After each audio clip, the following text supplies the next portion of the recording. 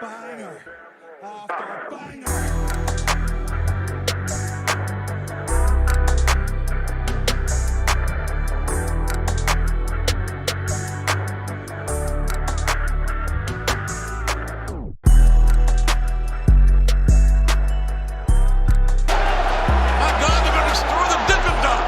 What's going on, guys? It's your boy Big Hill Chris back at you with another one. If you're new to the channel, go ahead and subscribe, give me a thumbs up, ring the notification bell, hit me up on social media, all those cool things. And before we get into today's video, I would like to thank you guys very much for helping me reach a huge YouTube milestone, and that is getting me over 900 subscribers, man. I'm like at what? The last time I checked, I'm like at 931. So I'm very close to my end of year goal for YouTube, and that's 1,000 subscribers.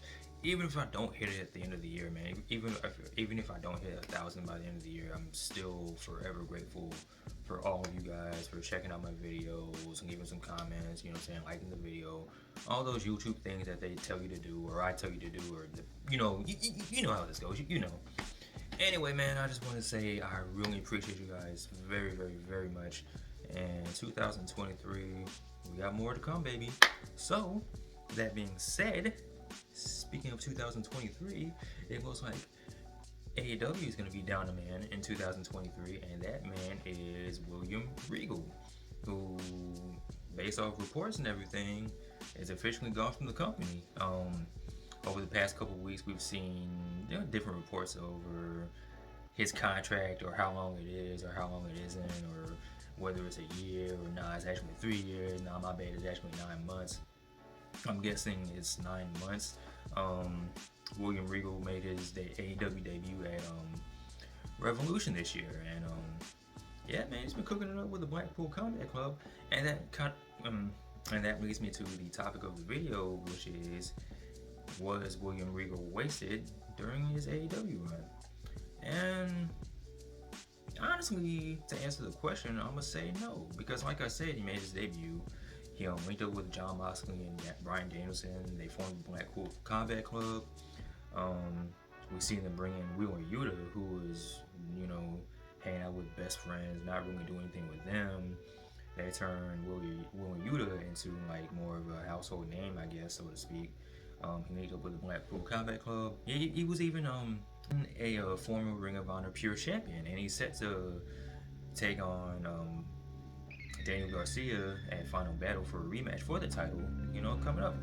Also, they brought in Claudio Castagnoli. It was set to be, I think it was supposed to be Bryan Danielson taking on Zack Sabre Jr. at Forbidden Door. Bryan Danielson couldn't make it. He said, well, I know a guy. Ended up being Claudio Castagnoli. So you had Claudio, John Moxley, Bryan Danielson, William Yuta, and of course William Regal as, kind of like the guy in charge of the Blackpool Combat Club.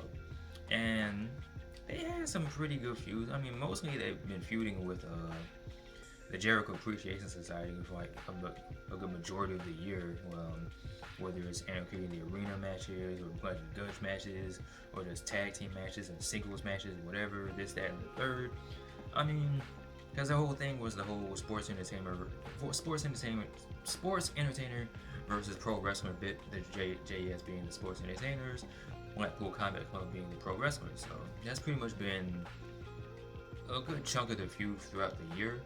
Also, like I said, we had the whole feud with Bryan Danielson and Daniel Garcia, whether or not he wanted to bring Daniel Garcia into the Blackpool Combat Club, and that even caused a little rift in the Blackpool Combat Club between William Yuta and Bryan Danielson, so they've had some pretty good feuds, told some pretty good stories, and of course now with John Moxley being screwed out of his AEW championship by not just MJF, but by William Regal, who slid MJF his brass knuckles.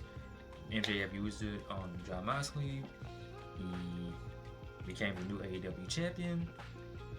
John Moxley was not happy about that at all. He wanted to tear him up that next Wednesday night on Dynamite. Bryan Danielson talked him out of it, talking about how William Regal has all these injuries, brain bleeds and neck issues and all of this, that, and the third. And John Moxley was like, look, just run away and never come back on some Simba, Mufasa, Scar type shit from Lion King. And people were saying that, man, maybe that's how they write William Regal off. And that's where the whole contract issues came up. You even had Triple H the day of Survivor Series War Games sent on a tweet saying, yes, War Games, but the only thing is missing is William Regal, and they showed clips of him saying War Games! Yes, William Regal's big thing.